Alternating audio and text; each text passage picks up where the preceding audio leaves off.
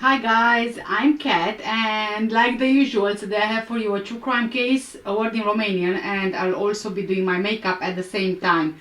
I won't be adding any moisturizer on because I have loads of Vaseline on my face, so it's already moisturized enough.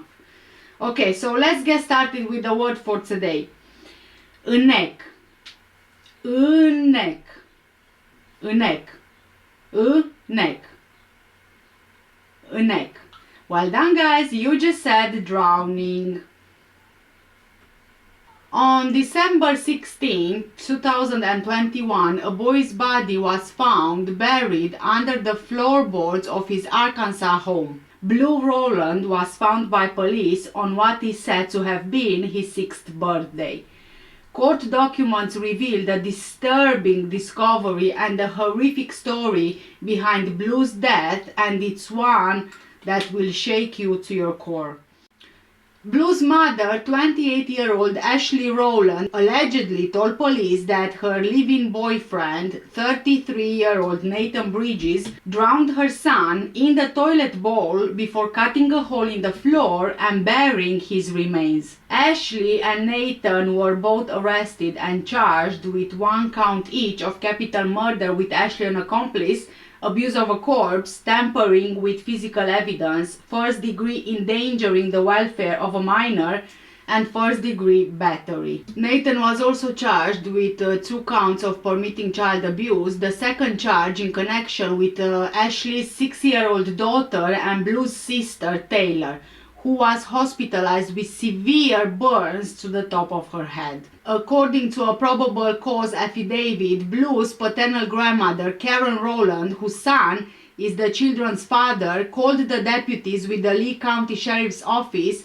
on 16th of December 2022 after her son arrived at Ashley's home. The home is located on the 200 block of Front Street, Morrow, Arkansas, around 85 miles east of Little Rock.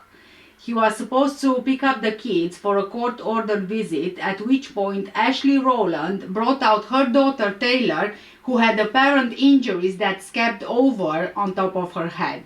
Ashley initially said that the wounds were not burns and they were caused by an allergic reaction. Blue, however, was nowhere to be seen. Trying to explain this, Ashley simply said that Blue was not at the residence. Blue had repeatedly been kept away from scheduled custody visits. Karen Rowland told police officers that Taylor could barely walk and her clothes were soiled in urine. The girl's first request, according to the grandma, was for water and something to eat. Karen told police that she told Taylor she was safe while recalling the look on the girl's face as one of sheer terror. Taylor also had stab wounds from being forced to have her hair cut off as punishment, while she was said to be suffering from malnutrition, cracked ribs, and several burn marks on her body, only some of which were recent. After rushing her granddaughter to the hospital, Karen said that she contacted police to report she had information that Blue was possibly deceased. According to Karen, just a few months before December, she was allowed to see the children, but those visits ended after the children's mother's boyfriend, Nathan, allegedly pulled a gun on Karen's son, the children's father. After the incident, they were advised by a lawyer not to go to the home. So through a court order, Karen was able to get her visitation rights back. So she went to the Bridges home on December 16th and found Taylor with serious injuries but no sign of her grandson Blue. Taylor had puncture wounds like scissors poked through her head. It looked like she had been strangled around the neck. She had bite marks on her legs, several fractured ribs, and an old injury to her leg that had been fractured before, which didn't grow back correctly. Taylor told her grandmother that it was Nathan who threw boiling water on her. But Ashley told them that Taylor had a rash. Because of how thin her granddaughter was, Karen originally believed that she was actually Blue, her grandson, but she was told that Blue was with family and friends. Karen rushed Taylor to the hospital with several injuries, including second and third degree burns on her arms, on her chest and feet. Doctors also discovered Taylor was malnourished and she weighed only 36 pounds or 16 kilograms. More family members went to the home that day and they confronted Ashley and Nathan, who eventually confessed, according to Karen. Both Nathan and Ashley called Blue's death an accident. Staff at the Forest City Hospital determined that Taylor was suffering from severe burns. She was transported to Le Bonheur Children's Hospital in Memphis for further treatment. Taylor luckily recovered. When county deputies arrived at the scene of Ashley's home at around 10:45 the same night, they were met by Ashley's father, 62-year-old Timmy Childers, who told them that Ashley admitted to him Blue was dead inside the home and even described where he was located. Deputies found the location and they saw newly nailed down boards. When they removed the boards, they found disturbed earth underneath. On removing the top layer of the earth, they discovered a child's flip-flop shoes and a red and blue blanket. As they removed the top layer, they were struck with a strong smell of decay. At that point, the deputies called in the Arkansas State Police to take over the investigation, and the search warrant was executed on the home. The floorboards in the hallway were torn off, and investigators found a small human body wrapped in multiple layers of plastic bags and a blanket. The remains were transferred to the Arkansas State Crime Lab. According to Karen, the paternal grandmother, Blue, was found in a wooden box. Taylor was taken from the home by Karen before the gruesome discovery was made that day. Before taking her, she actually heard Taylor whimpering. She didn't know what was going on inside that house, but she burst through the door herself because she didn't like the whimpering. It sounded like Taylor was hurting. Ashley and Nathan were both arrested the following day after the discovery of Blue's body. Online court documents show that Nathan was previously charged with misdemeanor counts of third-degree battery, criminal mischief and trespassing in October 2018, but that case was dropped. In an interview with investigators, Ashley Rowland stated that Blue died on September the 9th, 2022, 3 months before his body was discovered. According to her, Blue made Nathan, her boyfriend, angry after Nathan deliberately stuck his finger inside Blue's mouth and the boy obviously bit the finger. Nathan took Blue to the bathroom and, as a punishment for biting his precious finger, he repeatedly placed Blue's head in the water-filled toilet until he drowned him. Nathan then cut a hole in their wooden floor, dug a hole in the ground and buried Blue under the house. Ashley said that when Blue and Nathan were in the bathroom, she was in the living room.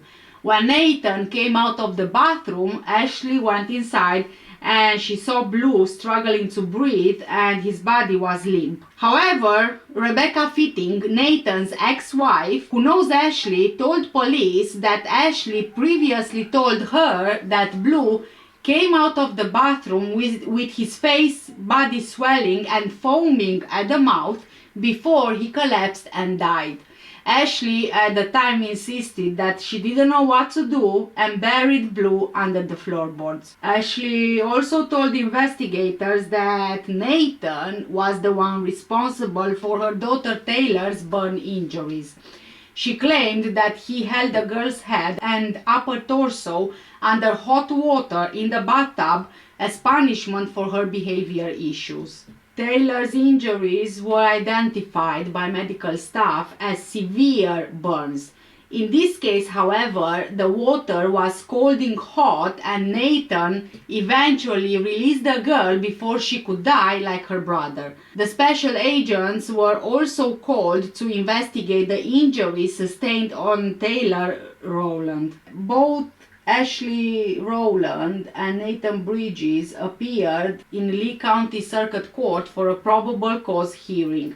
They are being held without bond. Nathan is being held in Lee County while Ashley is being held in St. Francis County.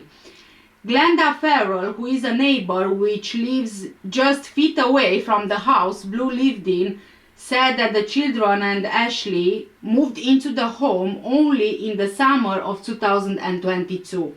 She also said, quote, "You're living right here and it's right under your nose and you don't see anything out of the ordinary," end of quote. A grandmother speaks out tonight after losing her grandson, who was found buried under the floor of the Arkansas home. Tonight, she's sitting at the bedside of her 6-year-old granddaughter who made it out alive. Fox 13's Lakia Scott joins us tonight. Lakia, you say this timing is heartbreaking. That is correct, Dominique. His grandmother told me that his body was discovered just a day shy of his birthday. She said that if she would not have gotten to the home sooner, she would have lost the girl too. But the little girl is here tonight. She's at Le Bonheur Children's Hospital recovering. But there's so much anger. Because I miss my grandson. A grandmother in tears, devastated after learning her 6-year-old grandson was buried dead under the floor of his home. The thought of what he had to himself. Karen Rollins spoke with Fox 13 about the pain she's left with, having to cope with the loss of the little boy who she told me was named Blue. Karen says his 6-year-old sister who survived the abuse suffered major physical injury too. But she has 3 cracked ribs, a wrist fracture in her hand, and then it still hurts her, so it's hard to grab her by her hand. Karen said the little girl, whose name is Taylor, had stab wounds from being forced to get her hair cut. A haircut she said the little girl told her was for punishment. She had the stabs from the scissors, from the trying to cut her hair in her head, and her nose is all cut up. I don't know, splashed from the water or anything, and then it just was devastating. Sores on top of her ears. Police arrested the kid's mom, 28-year-old Ashley Rowland, and her boyfriend, 33-year-old Nathan Bridges. According to the Lee County affidavit, Bridges is accused of holding the girl under hot water for punishment in the bathtub, claiming she had behavioral issues. Her mother said that he bent her backwards and put the hot water on and let it run on her chest and held her back of her head into the water. According to police, the mom, Ashley Rowland, was also charged in the case. Both the suspects are facing several charges, including capital murder and abuse of a corpse. Karen Rowland, the maternal grandmother, said that she knew the children were living in an unstable environment and she was trying to gain custody for over a year. She reported Ashley several times to DHS and others, but to her knowledge, nothing was done. After paying a lot of money, she received a court order allowing her to see the children in the weekends. Court records show that she has since successfully filed a petition for guardianship of Taylor with a judge granting the emergency temporary order on 21st of December 2022. The children's dad, Ashley's ex-husband, the 30-year-old Dustin Rowland, filed a complaint about being refused to allow visitation as ordered on 14th of December 2022, not knowing that his son Blue had already been dead for 5 days, according to Ashley's timeline. Dustin told NBC that he had been trying to fight for his kids. Quote, "I wish I could have been there a long time ago, but it was her holding me back from my children," he said of his ex-wife, whom he married in December 2015 before divorcing in June 2021. Ashley was granted primary custody and was responsible for coordinating his visitation to see Blue and Taylor through Karen Rowland, according to court records. Quote, I don't want anybody thinking that this was my fault. I love my kids very much, end of quote. As far as I know, Ashley maintains that she herself is a victim of domestic violence at the hands of Nathan, but I don't really even think that's true, considering that she told Nathan's ex-wife that she saw Blue coming out of the bathroom, foaming at the mouth and collapsing, and in a panic she was the one who buried Blue under the floorboards. Whereas she told police a completely different story. So I'm guessing that perhaps she's trying to play the blame game to get less time in jail. But I really do hope that they both get what they deserve. It's not yet known when there will be a trial, but let's hope there will be proper justice for Blue.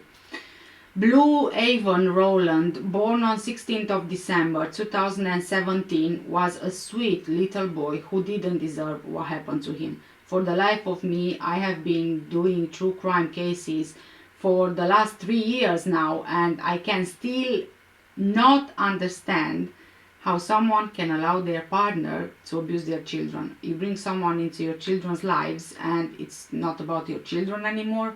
Why? And then why also join in? Ashley could have very well given custody to the children's grandmother if she didn't want them. Why keep a child to kill him or allow him to be killed and traumatize your other child? For what? Is that dingling cucumber really worth more than your kids? It's just disgusting. Thank you guys so much for staying with me today. Please do let me know what do you think in the comment section down below. For now, take care, stay safe, and I'll see you in the next one. Bye!